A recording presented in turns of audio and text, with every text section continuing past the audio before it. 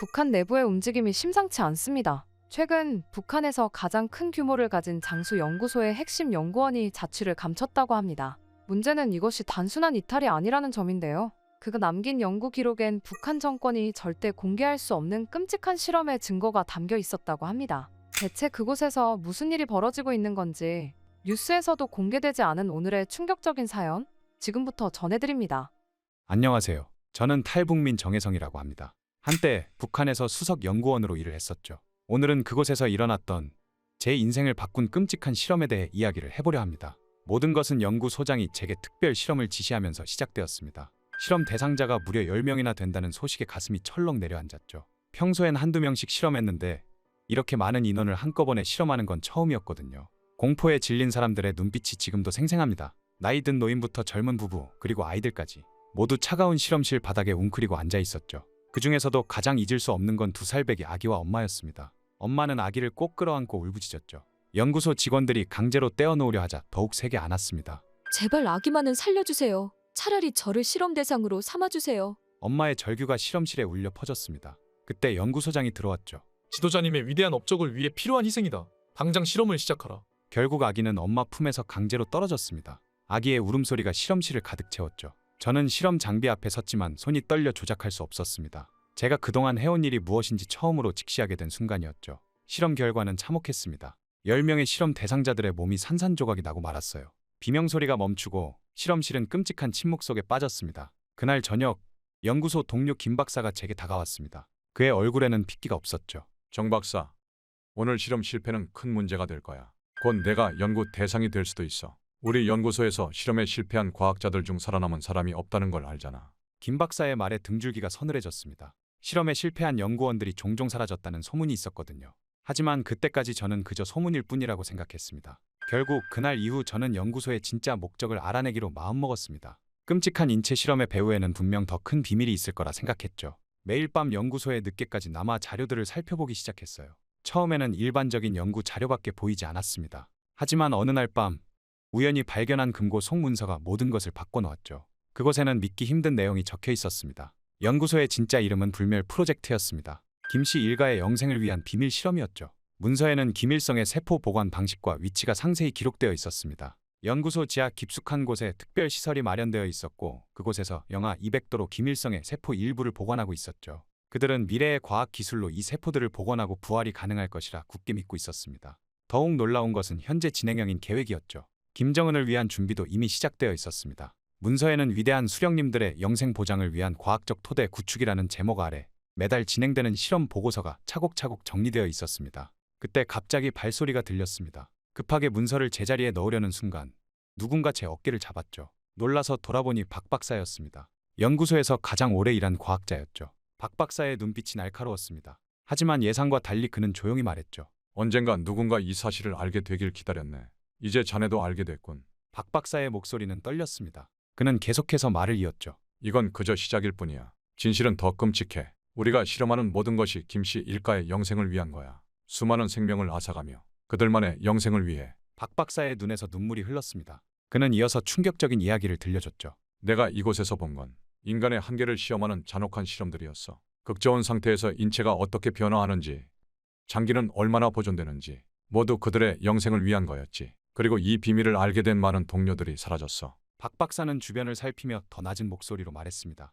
여기서 일하는 우리도 언젠가는 실험 대상이 될 거야. 이미 몇몇 동료들이 그렇게 됐지. 한 달 전만 해도 이 연구실에서 같이 일하던 최 박사도 갑자기 사라졌어. 그들은 우리가 아는 게 너무 많다고 생각하면 가차없이 처리해. 이 연구소에서 퇴직한 사람은 단 한 명도 없어. 그의 말이 끝나기가 무섭게 멀리서 발소리가 들려왔습니다. 박 박사는 서둘러 절 숨기고는 마지막으로 말했죠. 조심해. 이제 자넨 돌아갈 수 없는 강을 건넜어. 이걸 알고도 살아남은 사람은 없었으니까. 그날 이후 연구소의 분위기가 달라진 것을 느꼈습니다. 동료들이 하나둘씩 사라지기 시작했죠. 어제까지 있던 사람이 오늘은 보이지 않았습니다. 물어보면 다들 모른 척했죠. 하지만 모두의 눈빛에서 공포를 읽을 수 있었습니다. 연구소의 공기가 점점 더 무거워졌습니다. 매일 아침 출근할 때마다 오늘은 누가 사라졌을지 두려웠죠. 그러던 어느 날 아침, 연구소 경비원이 절 찾아왔습니다. 정혜성 박사님, 연구소장님께서 지금 바로 집무실로 오라고 하십니다. 가슴이 철렁 내려앉았습니다. 연구소장 집무실로 가는 복도는 유난히 길게 느껴졌죠. 문을 열자 연구소장뿐만 아니라 보위부 요원들도 있었습니다. 정 박사, 자네에 대해 좀 조사해야 할 것 같아. 연구소장의 차가운 목소리가 귓가에 맴돌았습니다. 보위부 요원 중 한 명이 서류 뭉치를 꺼내더니 신문을 시작했죠.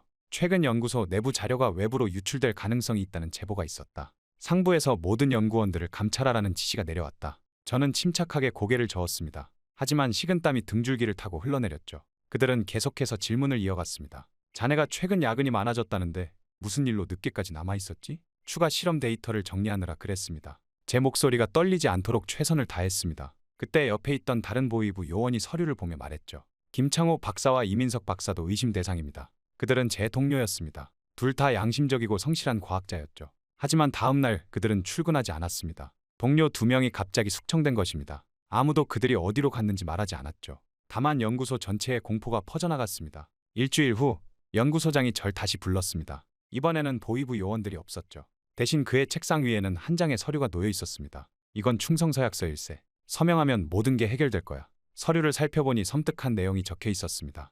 연구소의 모든 실험이 정당하다는 것, 어떤 명령이든 충실히 따르겠다는 것, 그리고 본 것과 들은 것을 영원히 비밀에 붙이겠다는 내용이었죠. 서명하지 않으면 어떻게 되는 겁니까? 제가 묻자 연구소장은 차갑게 웃었습니다. 그건 자네도 잘 알고 있지 않나. 얼마 전 사라진 동료들처럼 되겠지. 망설이는 제 모습을 보던 연구소장이 말을 이었습니다. 정 박사, 자네는 우리 연구소의 핵심 인력이야.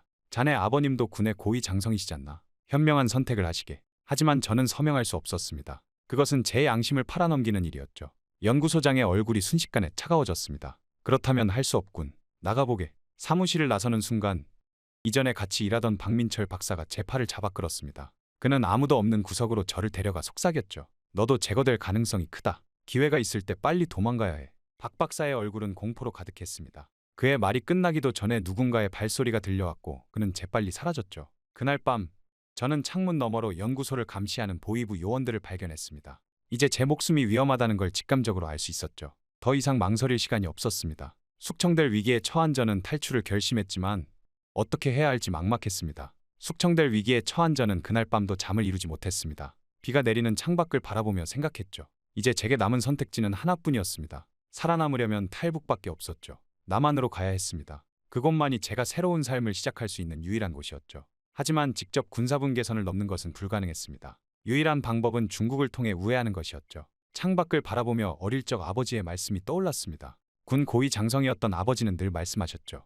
위기의 순간에는 빠른 결단이 생명을 구한다고. 이제 그 말씀의 의미를 진정으로 이해하게 됐습니다. 탈북을 결심하자 이상하게도 마음이 차분해졌습니다. 하지만 어떻게 나갈 것인가가 문제였죠. 국경은 철저하게 감시되고 있었고 일반적인 방법으로는 불가능했습니다. 게다가 저는 특별 감시 대상이었죠. 책상에 앉아 연구소의 서류들을 뒤적이다가 한 장의 문서를 발견했습니다. 그것은 국제학술 교류 관련 문서였죠. 연구소는 중국과 간간히 교류를 하고 있었고 특히 단둥 지역의 연구소들과 협력 관계를 맺고 있었습니다. 그때 번뜩 아이디어가 떠올랐습니다. 국제무역 관련 출장이라면 가능할지도 모른다는 생각이 들었죠.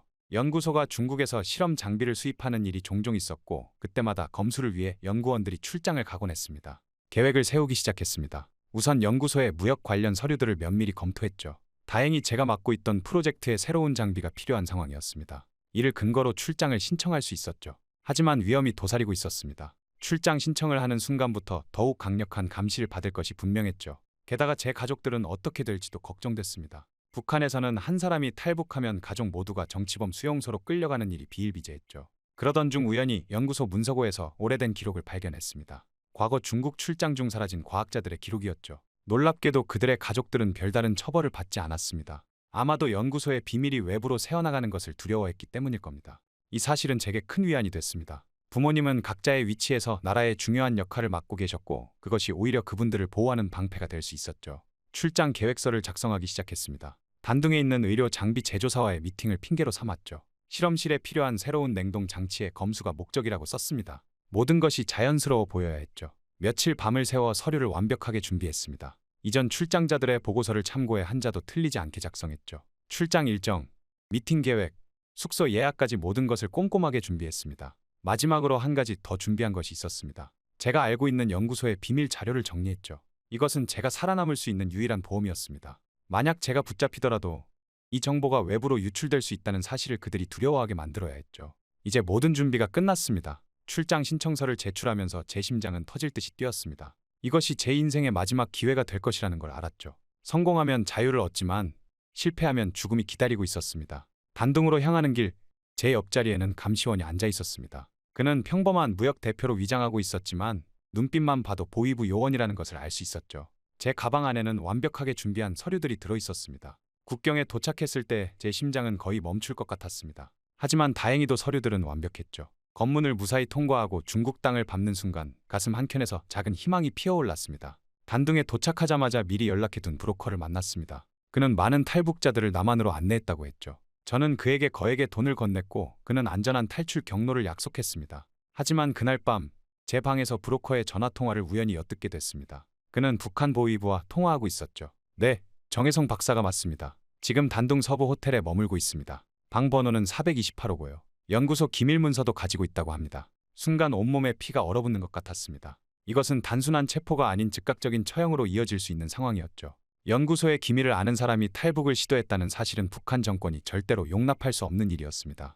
창문 밖을 내다보니 이미 호텔 주변에 검은 옷을 입은 사람들이 배치되어 있었습니다. 보위부 요원들이었죠. 그들은 제가 도망갈 만한 모든 경로를 차단하고 있었습니다. 이제 제게 남은 것은 단 2가지, 죽음 아니면 탈출뿐이었습니다. 숨통이 조여오는 것 같았습니다. 방 안을 빠르게 살폈지만 도망칠 만한 길은 보이지 않았죠. 창문으로 뛰어내리기에는 너무 높았고 복도에는 이미 무거운 발소리가 들리기 시작했습니다. 이제 정말 죽었구나 싶었습니다. 그때 화장실 환풍구가 눈에 들어왔습니다. 다행히 제가 마른 체형이었기에 간신히 들어갈 수 있을 것 같았죠. 주저할 시간이 없었습니다. 죽어도 그들 손에 죽고 싶지는 않았습니다. 환풍구 커버를 열고 안으로 기어들어갔습니다. 제가 환풍구로 들어간 직후 방문이 거칠게 열리는 소리가 들렸습니다. 숨소리도 내지 못한 채 좁은 환풍구 안에서 꼼짝없이 기다려야 했죠. 방 안을 뒤지는 소리, 화가 난 고함 소리가 들렸습니다. 1시간쯤 지났을까 환풍구를 따라 옆 건물 쪽으로 조금씩 이동했습니다. 손바닥과 무릎이 찢어질 것 같은 고통을 참으며 주방 환풍구로 연결된 통로를 통해 호텔 뒷마당으로 빠져나올 수 있었죠.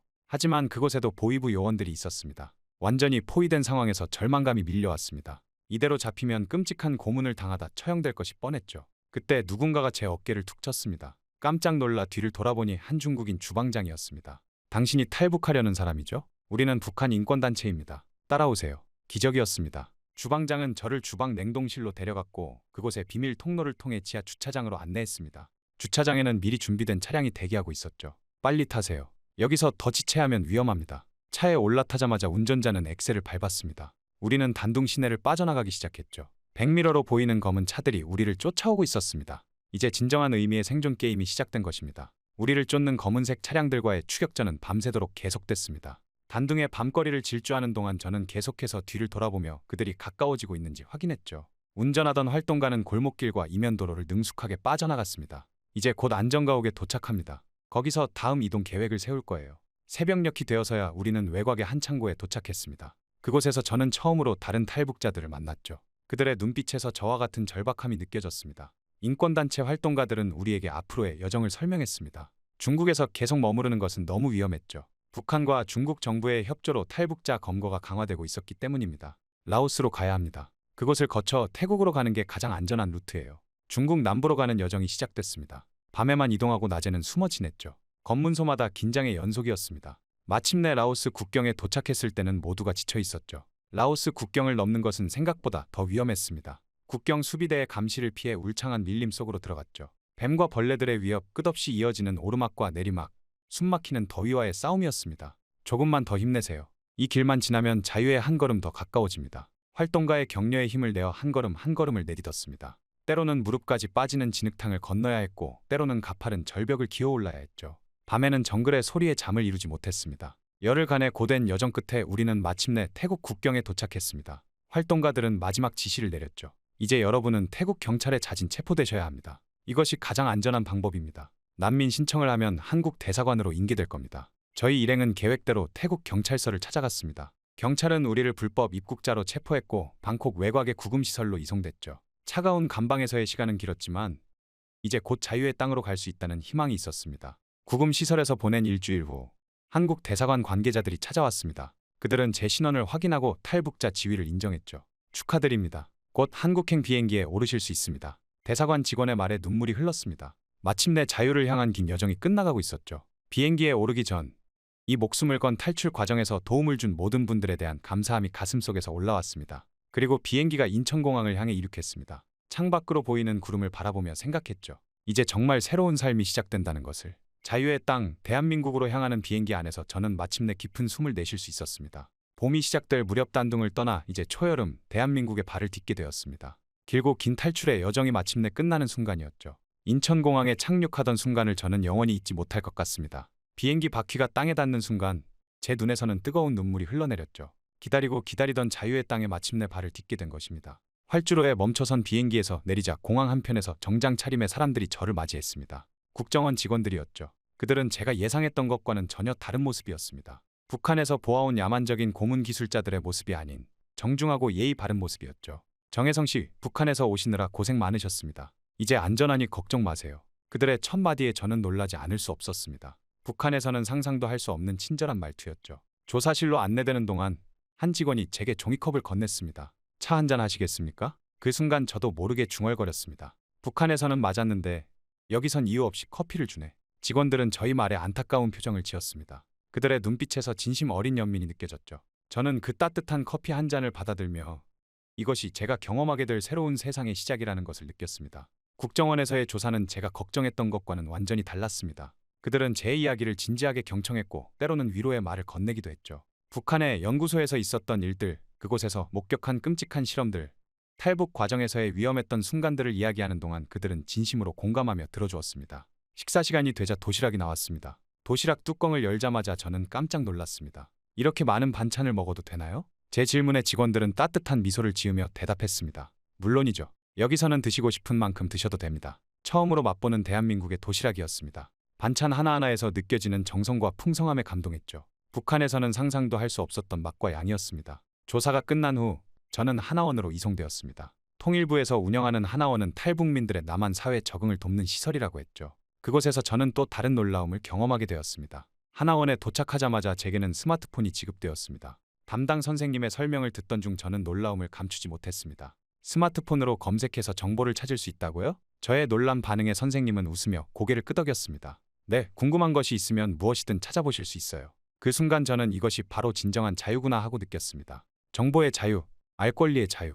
북한에서는 상상조차 할 수 없었던 자유가 이곳에는 당연하게 존재했죠. 하나원에서의 생활은 매일이 새로운 충격의 연속이었습니다. 마트에 가서 장보기 실습을 할 때는 진열대에 가득한 상품들을 보고 한참을 서 있었죠. 지하철을 처음 타보던 날에는 무인 발권기 앞에서 한참을 헤맸습니다. 매일 새로운 것을 배우고 경험하고 놀라움을 느끼는 시간이었습니다. 교육 과정 중 가장 감동적인 순간은 대한민국 국민이 된다는 사실을 실감했을 때였습니다. 주민등록증을 받아들던 그 순간 저는 또다시 눈물을 참을 수 없었죠. 이제 저는 더 이상 도망자가 아닌 당당한 대한민국의 국민이 된 것입니다. 축하합니다. 이제 당신은 대한민국 국민입니다. 그 말을 들었을 때의 벅찬 감동은 평생 잊지 못할 것 같습니다. 탈북을 결심했을 때는 상상조차 할 수 없었던 순간이었죠. 자유와 인권이 보장되는 나라의 국민이 된다는 것, 그것은 제게 새로운 삶의 시작을 의미했습니다.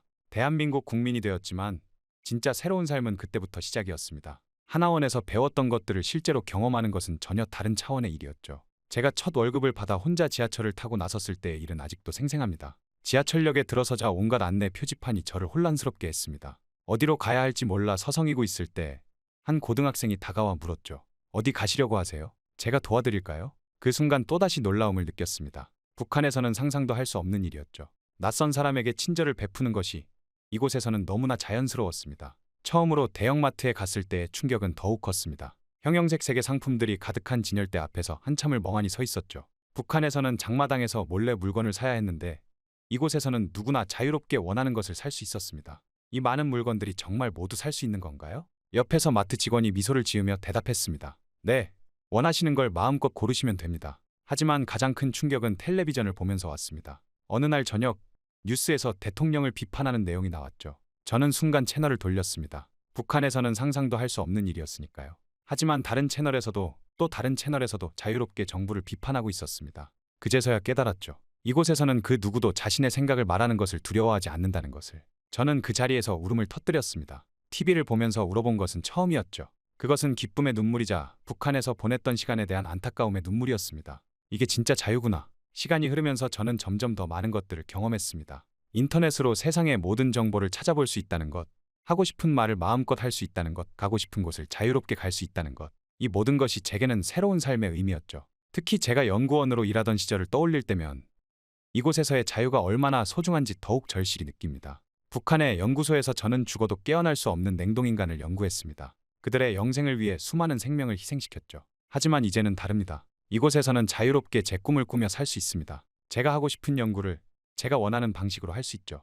누군가의 강요나 억압 없이 오직 제 양심에 따라 살아갈 수 있습니다. 가끔 사람들이 묻습니다. 북한에서 연구하던 영생의 꿈을 이곳에서도 이어가고 싶지 않냐고. 그때마다 저는 이렇게 대답합니다. 북한에서는 죽어도 깨어날 수 없는 냉동인간을 연구했지만 여기서는 자유롭게 내 꿈을 꾸며 살 수 있어요. 가끔 사람들이 북한에서의 연구를 계속하고 싶지 않냐고 물어봅니다. 그때마다 저는 같은 대답을 합니다. 자유가 없는 곳에서는 영생도 의미 없습니다. 이제 저는 진정한 삶의 의미를 알게 되었습니다. 그것은 단순히 오래 사는 것이 아니라 자유롭게 자신의 삶을 선택하고 살아가는 것임을. 대한민국에서의 새로운 삶은 제게 이런 깨달음을 주었습니다. 최근 북한 NLL 해상을 통한 탈북이 증가하고 있다는 사실 알고 계셨나요? 육로보다 돈이 훨씬 덜 들고 시간도 짧기에 많은 이들이 선택한다고 하는데요. 하지만 실제로는 대부분의 사람들이 바다에서 저체온증으로 죽거나 파도에 휩쓸려 실종이 될 만큼 매우 위험한 경로라고 합니다. 오늘의 사연자분 또한 6km가 넘는 바다를 건너 한국으로 오게 되었다고 하는데요.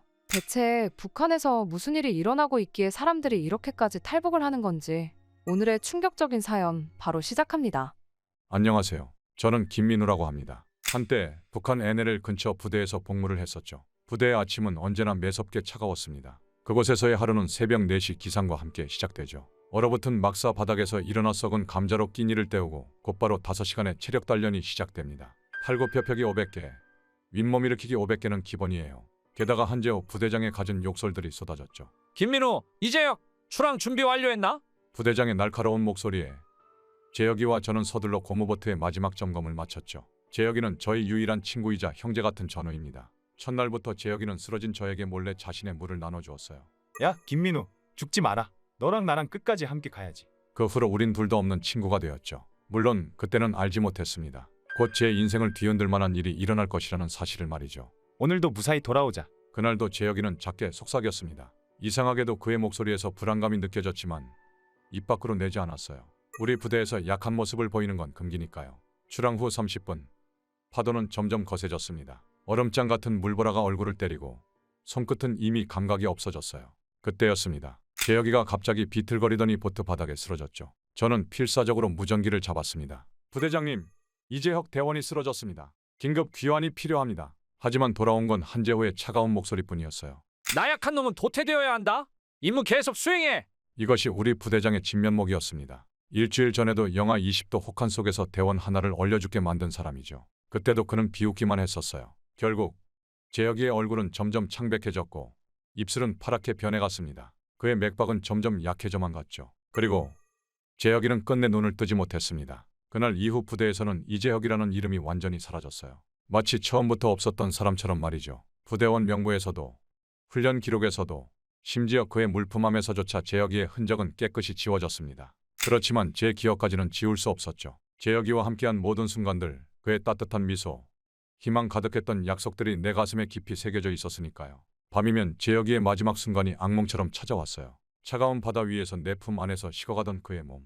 그리고 아무것도 하지 못했던 내 자신을 용서할 수 없었습니다. 분노가 치밀어 올랐죠. 저는 이를 악물었습니다. 재혁아, 내가 헛되이 죽게 하지는 않을게. 반드시 진실을 밝혀내고 내 원한을 풀어줄게. 이것은 단순한 다짐이 아닌 죽은 형제와의 맹세였습니다. 물론 그때는 몰랐습니다. 곧 충격적인 진실이 드러나게 될 것이라는 사실을 말이죠. 어느 날 부대장이 저를 창고 정리 작업에 배치했어요. 김민우, 오늘부터 박성훈이랑 같이 창고 물자 정리를 맡아. 잘못하면 처벌받을 줄 알아라. 창고는 부대에서 가장 춥고 어두운 곳이었습니다. 녹슨 철문을 열고 들어서자 퀴퀴한 냄새가 코를 찔렀죠. 창고 관리병 박성훈은 조용히 고개만 끄덕이며 저를 맞이했어요. 여기 물자 기록부터 정리하시죠. 성훈이가 건네준 장부를 펼쳤는데 이상한 점을 발견했습니다. 대원들의 보급품 수량이 달마다 불규칙하게 변동하고 있었어요. 특히 훈련 중 실종 처리된 대원들의 물자가 갑자기 손실 처리로 기록되어 있었죠. 박성훈 동무, 이건 뭡니까? 성훈이는 주변을 살피더니 작은 목소리로 속삭였어요. 김민우 동무, 이상하다고 생각하지 않습니까? 매달 실종된 대원들의 방한복, 전투복, 군화, 담요, 그리고 그들의 한 달치 식량과 의약품까지 전부 창고에서 빠져나가고 있습니다. 특히 고가의 의약품들은 장부상으로는 폐기 처리되어 있는데 실제로는 모두 반출되고 있어요. 이런 물자들이 장마당에서 고가로 거래된다는 걸 모르는 사람이 없죠. 저는 순간 등골이 오싹해졌습니다. 재혁이가 죽은 후 그의 방한복과 군화가 사라진 것이 떠올랐어요. 혹시 재혁이의 물자도? 성훈이는 묵묵히 서류철을 하나 더 꺼냈습니다. 거기엔 지난 3년간 실종 처리된 대원들의 명단이 있었어요. 그리고 그들의 물자가 어떻게 처리됐는지 상세히 기록된 비망록도 있었죠. 이건 제가 몰래 기록해온 겁니다. 매번 정식 장부와 실제 반출 내역이 다르더군요. 실종자 물자는 전부 부대장 관사로 빠져나갔습니다. 그날 저녁 식당 뒤편에서 조리병 최우진을 만났습니다. 우진이는 떨리는 손으로 담배를 피우고 있었어요. 저도 할 말이 있습니다. 우진이의 눈에는 공포와 분노가 섞여 있었죠. 매일 100인분의 식량을 준비하라고 지시받습니다. 하지만 실제 배식은 80인분도 안 돼요. 나머지는 전부 부대장 관사로 들어가죠. 거기서 장마당으로 빠져나가는 것 같습니다. 대신 우리 대원들은 보셨죠? 다들 영양실조에 시달리는 거. 우진이의 말에 가슴이 조여왔습니다. 날이 갈수록 마르고 힘없어지는 대원들. 훈련 중에 쓰러지는 일이 잦아지는 것도 이 때문이었군요. 재혁이도 어쩌면 이미 영양실조 상태였을지 모릅니다. 이틀 뒤 야간 순찰을 돌던 중 의무실에서 불빛이 새어나오는 걸 봤어요. 조심스레 들어가 보니 군의관 윤태훈이 홀로 서류를 정리하고 있었습니다. 태훈이는 저를 보자 한숨을 깊이 내쉬었죠. 김민우 동무, 결국 여기까지 왔군요. 저도 더는 견딜 수가 없습니다. 태훈이는 서랍에서 의무기록처를 꺼냈어요. 이건 제가 조작하도록 강요받은 사망기록들입니다. 전부 훈련 중 실종으로 처리하라고 했죠. 하지만 실제 사인은 떨리는 손으로 기록을 넘기는 태훈이의 얼굴이 창백했습니다. 영양실조, 저체온증, 과로사 모두 예방할 수 있었던 죽음들이었습니다. 그런데 부대장은 오히려 이걸 이용했어요. 죽은 대원들의 배급을 착복하고 의약품을 빼돌리고 심지어 시신마저. 태훈이의 목소리가 떨렸습니다. 시신을 제대로 수습하지도 못하게 했어요. 그저 실종으로 처리하고 끝내라고. 유가족들에게는 전사로 통보하고 보상금은 전부 상부에서 가로채 갔죠. 저는 주먹을 불끈 쥐었습니다. 재혁이의 어머니도 이렇게 속은 거였어요. 아들의 진짜 죽음도 모른 채 헛된 기다림만 이어가고 계실 텐데. 윤태훈 동무, 이 기록들을 어떻게 하실 겁니까? 태훈이는 고개를 저었어요. 이미 늦었습니다. 제가 기록을 조작할 때마다 복사본은 부대장에게 넘어갔어요.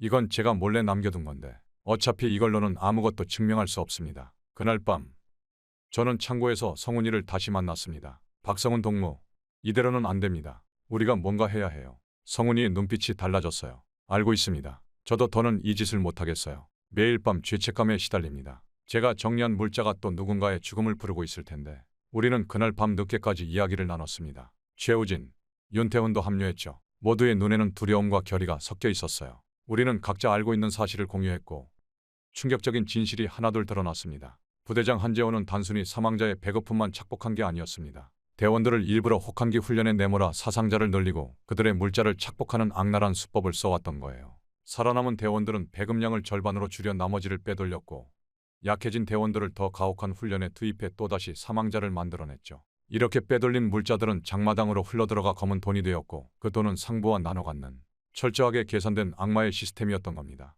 저는 그제서야 깨달았어요. 왜 한재호가 항상 영하 15도 이하의 날씨에 해상훈련을 고집했는지, 왜 훈련 강도를 점점 더 높여갔는지. 그는 의도적으로 희생자를 만들어내고 있었던 거였습니다. 분노가 치밀어 올랐어요. 이건 단순한 비리가 아닙니다. 조직적인 살인이었죠. 재혁이도 그 전에 사라진 대원들도 모두 이 더러운 돈줄의 희생양이었던 거예요. 우리가 이 사실을 폭로하면 우진이가 떨리는 목소리로 말했습니다. 소용없어요. 태훈이가 고개를 저었죠. 이미 상부까지 연결된 일입니다. 우리가 할 수 있는 건 모두가 말을 잇지 못했어요. 하지만 우리는 알고 있었습니다. 이대로는 안 된다는 것, 뭔가 달라져야 한다는 것을. 저는 재혁이의 마지막 모습을 떠올렸어요. 그의 꿈은 단순했습니다. 그저 어머니와 함께 따뜻한 밥 한 끼를 먹는 것. 그런 소박한 꿈조차 이 지옥 같은 곳에서는 이뤄질 수 없었던 거예요. 주먹을 불끈 쥐었다 폈다 하며 저는 결심했습니다. 이대로 죽을 순 없어요. 재혁이처럼 또 다른 누군가처럼 이 진실을 세상에 알려야 합니다. 하지만 그러기 위해서는 우리는 먼저 이곳을 벗어나야만 했습니다. 이곳을 벗어나야 한다는 결심은 섰지만 어떻게 탈출할지가 문제였습니다. 육로는 철저하게 통제되어 있었고 바다는 죽음의 공포가 서려 있는 곳이었죠. 하지만 이상하게도 저는 재혁이가 마지막 숨을 거둔 그 바다만이 우리의 유일한 탈출구라는 걸 직감적으로 알 수 있었어요. 며칠간 은밀히 정보를 모으던 중 신참 병사 정호석의 존재를 알게 됐습니다. 호석이는 어부 가족 출신으로 입대 전 3년간 아버지의 어선을 몰았다고 해요. 처음엔 말을 꺼내기가 조심스러웠습니다. 신참인 만큼 순수하고 그래서 더 체제에 충실할 수도 있었으니까요. 그러나 호석이도 이미 부대의 실상을 알고 있었습니다. 김민우 동무, 저도 봤습니다. 지난주 해상 훈련 때 장마당으로 빠져나가는 보급품들을. 호석이의 눈빛이 흔들렸어요. 우리 아버지도 그렇게 돌아가셨을지 모릅니다. 어느 날 조업 나갔다가 실종이라는 한 줄로 끝났죠. 호석이는 자신이 알고 있는 바닷길에 대해 이야기해 주었습니다. 이 근처 해류의 특성상 밤 11시에서 새벽 2시 사이가 가장 순조롭습니다. 특히 물때를 잘 맞추면 연안 쪽으로 자연스럽게 흘러갈 수 있어요. 지난 6개월간 해상 정찰 임무를 수행하면서 매일 관찰했습니다. 파도의 움직임, 조류의 흐름, 순찰선의 사각지대까지 여기 있는 모든 정보는 제가 직접 체험하고 기록한 겁니다. 게다가 입대 전 3년간의 어부 생활에서 배운 경험도 있고요. 그의 말에 희망이 보였습니다. 하지만 아직 부족했어요. 순찰 정보와 통신망에 대한 정보가 필요했죠. 그때 오해진 통신병의 존재가 떠올랐습니다. 혜진은 부대의 모든 통신을 담당하는 여군이었어요. 통신소 당직대가 제일 좋을 것 같습니다. 혜진이 조심스럽게 말했어요. 밤 10시부터 새벽 4시까지는 제가 혼자 근무하거든요. 그때 순찰 경로도 다 파악할 수 있고 무엇보다 통신 기록을 조작할 수 있습니다. 혜진의 눈빛이 날카로웠습니다. 저도 이런 말씀 드리기 뭐하지만 작년에 언니를 잃었어요. 부대에서 훈련 중 실종이라고만 통보받았죠. 이제야 그게 무슨 뜻인지 알겠어요. 우리는 매일 밤 부대 뒤편 창고에서 은밀히 만났습니다. 호석이는 종이에 해류도를 그리며 설명했어요. 이 시기에는 북동풍이 강해요. 그래서 보통은 위험하지만 우리는 이걸 이용할 수 있습니다. 바람과 조류가 만나는 이 지점을 지나면 자연스럽게 남쪽으로 흐르는 해류를 탈 수 있어요.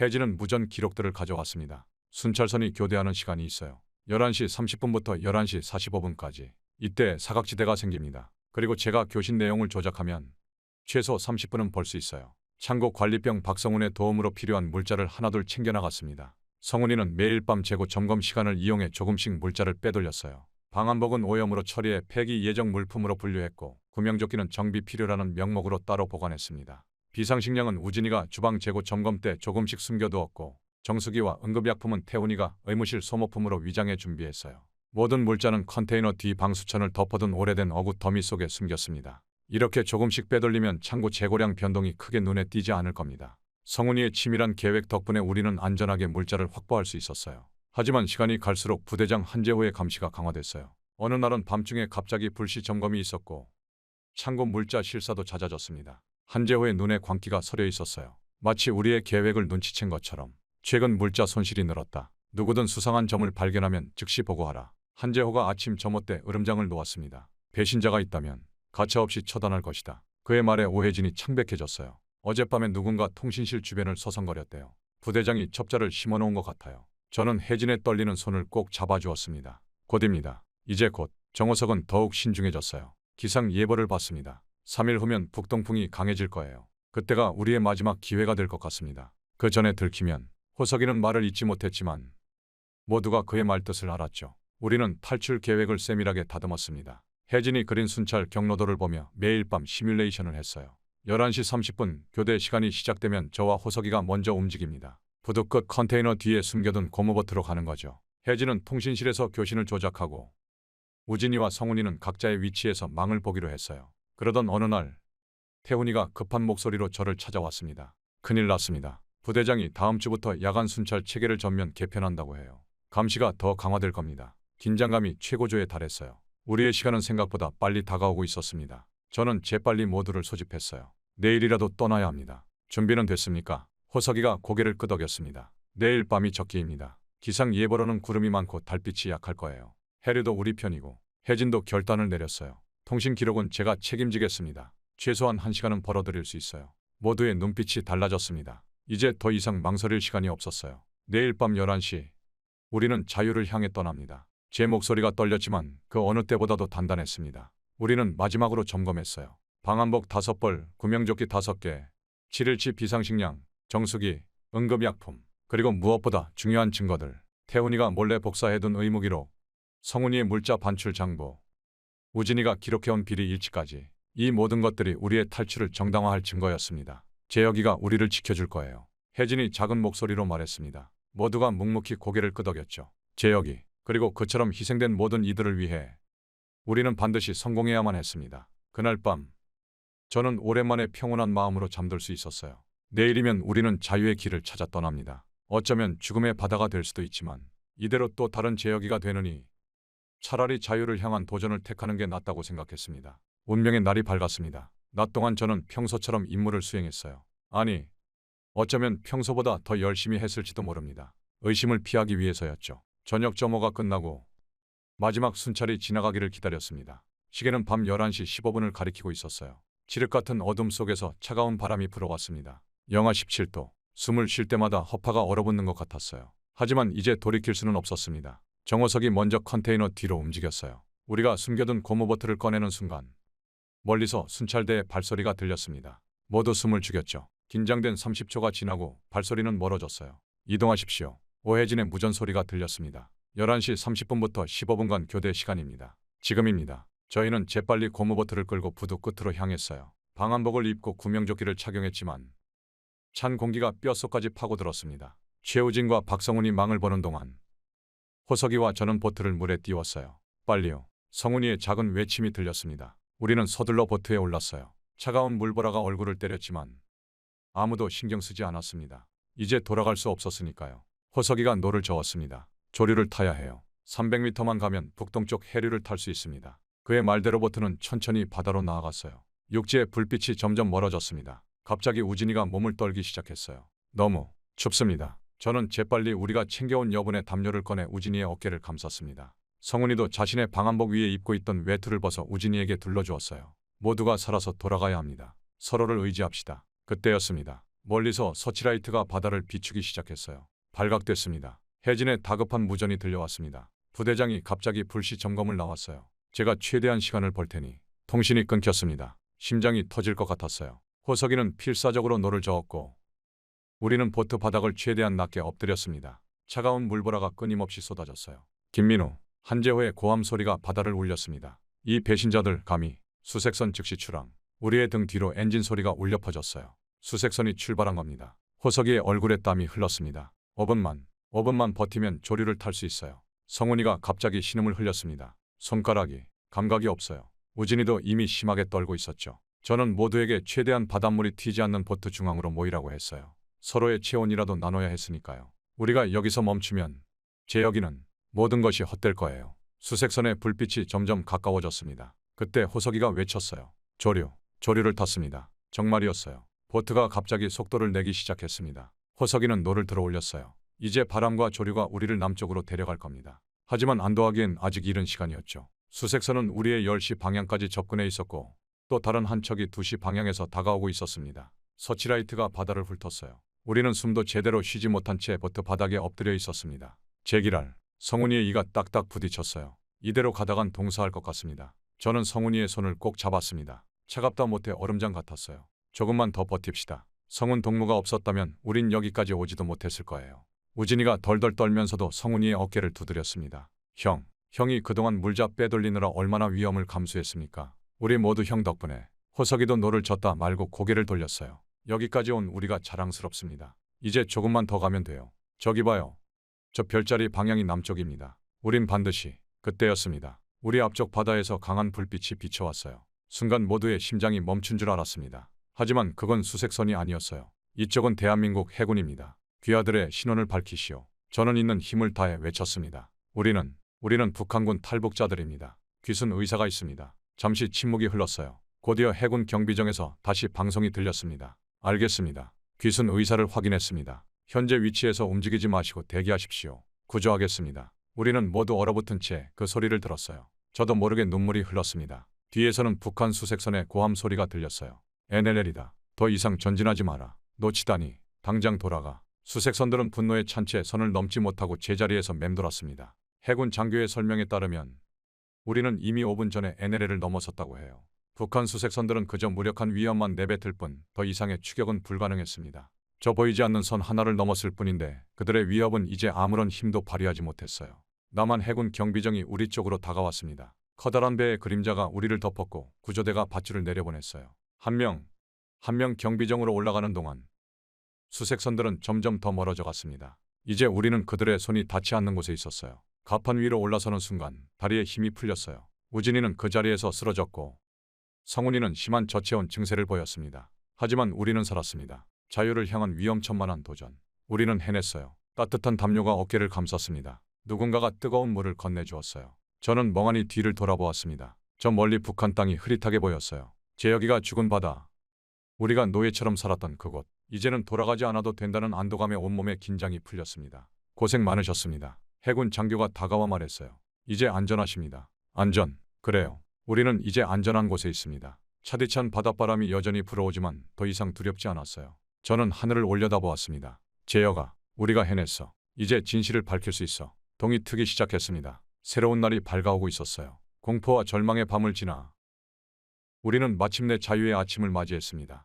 해군 경비정에서 내린 저희는 곧바로 헬기로 이송되었습니다. 따뜻한 담요를 덮은 채 창밖을 내다보니 서서히 밝아오는 해안선이 보였어요. 이제 정말 자유의 땅에 온 걸까? 아직도 현실감이 없었습니다. 헬기가 착륙하자 정장 차림의 사람들이 저희를 맞이했어요. 국가정보원입니다. 저희와 함께 가주시겠습니까? 그들의 말투는 공손했지만 긴장감이 느껴졌습니다. 검은색 차량에 나눠 타고 이동하는 동안 저는 창밖으로 스쳐 지나가는 서울의 풍경을 멍하니 바라보았어요. 깨끗한 도로, 반짝이는 건물들, 거리를 자유롭게 오가는 사람들. 마치 다른 세상에 온 것 같았습니다. 국정원 합동신문센터는 제가 상상했던 것과는 달랐어요. 차가운 신문실 대신 따뜻한 난방이 들어오는 면담실로 안내받았습니다. 깔끔한 책상과 의자, 정수기와 간단한 다과까지 준비되어 있었죠. 먼저 충분히 쉬시면서 치료를 받으시죠. 의료진이 와서 저체온증 치료와 기본적인 건강검진을 해주었어요. 우진이와 성훈이는 특히 상태가 좋지 않아 잠시 의무실로 이송되었습니다. 첫 조사는 오후부터 시작되었어요. 2명의 조사관이 들어왔는데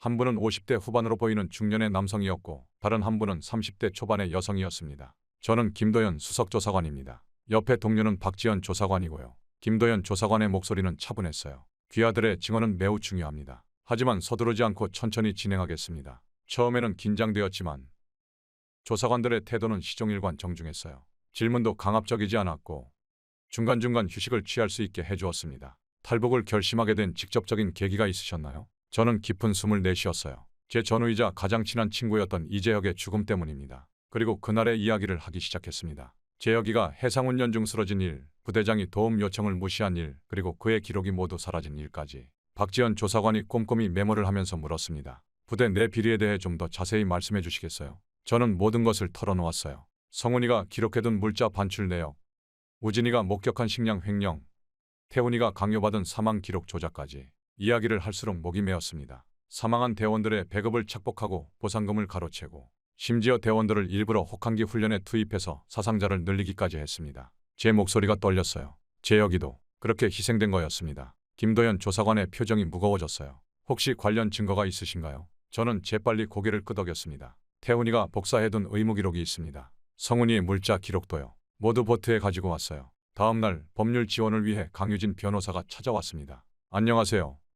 저는 탈북민 지원 단체에서 일하는 강유진입니다. 앞으로의 정착 과정을 도와드리게 될 변호사예요. 강 변호사는 앞으로의 일정에 대해 자세히 설명해 주었어요. 3개월 정도의 조사 기간이 필요합니다. 그동안 기초적인 남한 사회 적응 교육도 함께 진행될 거예요. 이후 하나원으로 이동하셔서 본격적인 정착 준비를 하시게 됩니다. 하나원이 어떤 곳인가요? 제가 조심스레 물었습니다. 탈북민들의 새로운 삶을 준비하는 곳이에요. 그곳에서 남한 사회의 기본적인 것들을 배우고 직업 교육도 받으실 수 있습니다. 주민등록증도 만들고 정착금도 지원받으시고요. 강 변호사의 설명을 들으며 처음으로 이곳이 정말 다른 세상이라는 걸 실감했어요. 북한에서는 상상도 못했던 지원과 배려. 재혁이가 이걸 알았다면 얼마나 좋아했을까요? 조사는 계속되었지만 더 이상 두렵지 않았습니다. 조사관들은 제 이야기를 진지하게 듣고 기록했어요. 때로는 눈물을 참기도 하고 분노하기도 하면서 그들은 단순한 조사관이 아닌 우리의 이야기에 공감하는 사람들이었습니다. 이런 일이 있었다니 정말 가슴 아픕니다. 박 조사관이 말했어요.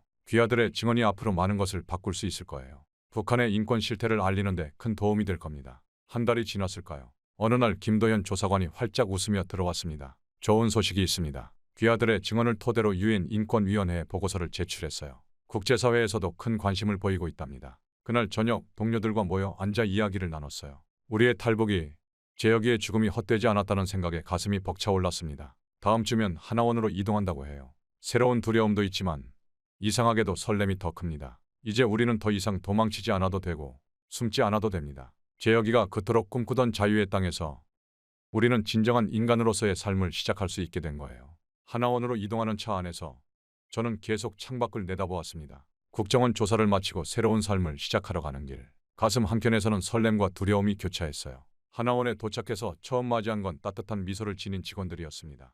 새로운 가족이 되신 것을 환영합니다. 그들의 목소리에는 진심이 담겨 있었어요. 첫날 밤, 제가 머물 방으로 안내받았을 때 충격을 잊을 수 없습니다. 깨끗한 침대와 이불, 개인용 책상과 옷장, 북한 군대에서 딱딱한 바닥에서 자던 생활과는 너무나 달랐어요. 특히 침대에 누웠을 때 그 포근함이란 저도 모르게 눈물이 흘렀습니다. 이게 다 꿈은 아니겠죠? 옆 침대에 우진이가 작은 목소리로 물었어요. 꿈이라면 얼마나 좋을까요? 그러면 재혁이도 살아있을 테니. 제 말에 방안이 잠시 조용해졌습니다. 다음 날 아침 식당으로 가는 길에 우리는 또 한 번 충격을 받았어요. 반찬이 6가지나 있는 아침 식사, 그것도 하얀 쌀밥에. 북한에서는 간부급이 아니면 상상도 못할 식단이었습니다. 여기선 이게 보통 수준이라고 하네요. 성훈이가 믿기지 않는다는 듯 중얼거렸어요. 우리가 먹던 건 사람이 먹는 음식이 아니었던 거죠. 교육도 달랐습니다. 강압적인 사상교육 대신 남한 사회 적응을 위한 실질적인 내용들이었어요. 민주주의란 무엇인지, 자유란 무엇인지 이런 것들을 토론하며 배우는 시간이 신선했습니다. 특히 인터넷 강의를 처음 접했을 때 충격이란 이 작은 기계로 세상의 모든 지식을 배울 수 있다고요. 저는 깜짝 놀랐어요. 북한에서는 상상도 못했던 일이었으니까요. 보세요. 여기 유튜브에서는 전 세계 사람들의 이야기를 들을 수 있어요. 강사님의 설명에 모두가 숨죽였습니다. 진짜 자유란 이런 것이 아닐까요? 정보에 대한 자유로운 접근, 생각의 자유로운 표현. 한 달이 지났을까요? 처음으로 서울 시내 견학을 나갔습니다. 번화가의 모습은 마치 다른 세상 같았어요. 형형색색의 간판들, 반짝이는 전광판, 그리고 무엇보다 자유롭게 웃으며 걸어가는 사람들. 저기 보세요. 혜진이가 가리킨 곳에는 어떤 시위대가 있었어요. 정부 정책에 반대하는 시위래요. 근데 아무도 잡아가지 않네요. 여기선 그게 가능한 거구나. 저도 모르게 중얼거렸습니다. 지하철은 또 다른 충격이었어요. 수많은 사람들이 각자의 스마트폰에 몰두해 있었죠. 저기 보세요. 저 사람은 영화를 보고 있고 저 사람은 책을 읽고 호석이의 눈이 반짝였습니다. 저는 어업 기술을 공부하고 싶어요. 어느 날 호석이가 말했습니다. 여기선 그게 가능하대요. 인터넷으로 자격증 공부도 할 수 있고 꿈을 꿀 수 있다는 게 신기해요. 혜진이도 자신의 꿈을 찾았어요. 저는 기자가 되고 싶어요. 북한의 실상을 세상에 알리고 싶어요. 우리처럼 고통받는 사람들의 이야기를, 재혁 동무처럼 희생된 사람들의 이야기를. 시간이 흐를수록 이곳의 생활이 점점 더 놀라웠습니다. 마트에 가면 살 수 있는 물건들의 종류가 너무 많아 선택하는 것조차 어려웠고 길거리에서 마음대로 사진을 찍을 수 있다는 것도 신기했어요. 여기 사람들은 이게 당연하다고 생각하겠죠? 어느 날 우진이가 말했습니다. 하지만 우리는 알아요. 이게 얼마나 소중한 것인지. 하나원에서의 마지막 날, 저는 창밖을 바라보며 생각에 잠겼어요. 북한에서의 삶이 주마등처럼 스쳐 지나갔습니다. 매일 같이 당하던 모욕, 감시, 통제, 그리고 재혁이의 죽음. 우리는 속박 속에 살았지만 여기선 자유롭게 생각하고 말할 수 있어요. 제 목소리가 떨렸습니다. 이런 당연한 것들이 사실은 전혀 당연하지 않았던 거예요. 짐을 싸면서 문득 재혁이의 마지막 말이 떠올랐어요. 더 나은 곳으로 갈 수 있을까? 재혁아, 이제야 내 질문에 답할 수 있을 것 같아. 그래, 여기가 바로 그 더 나은 곳이야. 내가 그토록 꿈꾸던 자유의 땅이야. 퇴소를 앞둔 날 저녁, 우리는 함께 모여 앉아 이야기를 나눴습니다. 호석이는 어업기술학교에 등록했고 혜진이는 언론고등학교 검정고시를 준비한대요. 성훈이와 우진이도 각자의 꿈을 향해 한 걸음씩 나아가고 있었습니다. 이제 진짜 시작이네요. 혜진이가 말했어요. 그래요. 제가 대답했습니다. 이제 우리가 자유를 만들어갈 차례예요.